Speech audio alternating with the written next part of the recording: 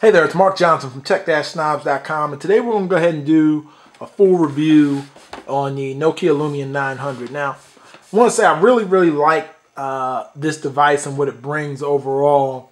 I think Microsoft's done a fantastic job, with the operating system. It's not as, it's not as customizable as an iPhone. iPhone isn't really not that customizable, but as far as Android goes, it's not as customizable as that. But it's very smooth, and the way things work and how intuitive they are, it works very well. Now, I want to start off with what Nokia's been able to do.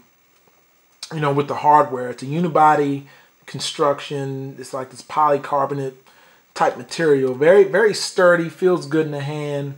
It does have this Carl Zeiss branded camera, which is, it's pretty good, but it's still not the best I've seen. But the overall feel and construction of the device is very good.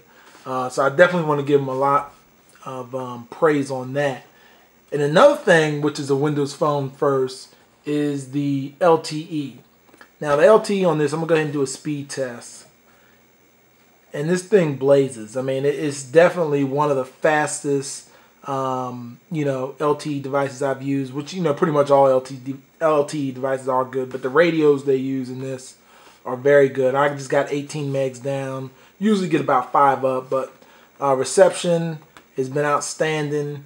And overall, just very good 4G, performance. Now, another thing I want to talk about, really, one of the main things is Mango. Basically, this version of Mango really hasn't changed too much from a previous version that came out back last September. And I'll go ahead and give you a little comparison. Like I said, I've used Windows Phone for quite a while now. And this is the Samsung Focus.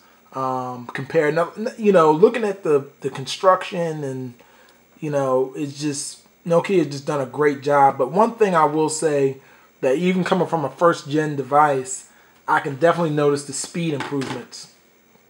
This got a 1.4 single-core processor. It's got an AMOLED display, and of course the 4G LTE. So it definitely caps things off very nice. And to go through, I want to go ahead and show you two things that stood out to me on this version of Mango. First, it's got the internet sharing tethering, if you do subscribe to that feature. And it also has the visual voicemail, which a lot of iPhone users are familiar with that. So that turns out to be great too. So I want to go ahead and say that, one of the things that turns people off, or you'll hear a lot of people talk about on Windows Phone, is the apps.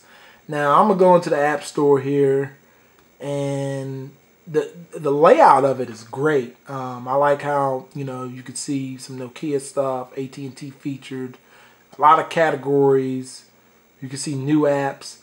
And I'm not going to lie, I mean, the reality is there's not as many apps on here compared to Android or the iPhone. But I will say this, when you use the apps on here in, comparison to the Android or iPhone, a lot of times those apps, if anything, are better.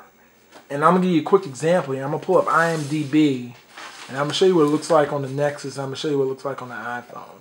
Now, if you look at IMDb on the Windows Phone, first you get into it, it shows you, the movies of today. I scroll over, see top news. Scroll over, you got menus, history, and everything's just really easy, intuitive to get to. I click on Avengers, that'll go ahead and pop right up. And, you got pictures, the cast, and everything is just very nice.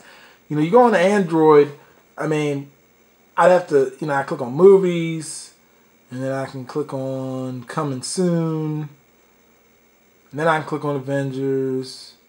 And then, things, it looks more like kind of just a web page almost, a shrunken down web page. I mean, there are some buttons at the bottom, and a lot goes for the the iPhone as well. The iPhone's looks a little bit better, but just the layout of the applications on apps that's been made, specifically for Windows Phone, they just typically just do a lot better job, on the apps. And there's a slew of them like that. There's Foursquare, there's CNN, ESPN. All the apps are just generally a lot better as far as the layout on the Windows Phone, and that's one thing you can definitely, appreciate, because it's it is a different operating system, and sometimes using, whether it be the iPhone or Android, some of the apps basically are the same thing, except for the screen size, particularly Android's case is bigger.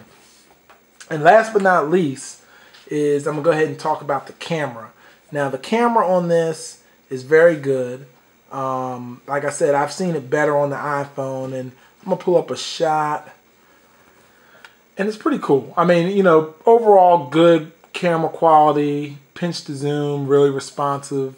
So I do like it, and it's probably the best on Windows Phone. But, overall, I haven't got a chance to try it against the Titan 2.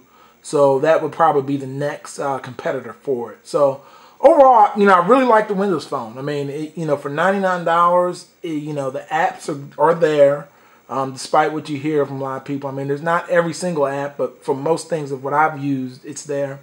And the construction, the hardware, the LTE, the price point, they've nailed it in every way possible you could think.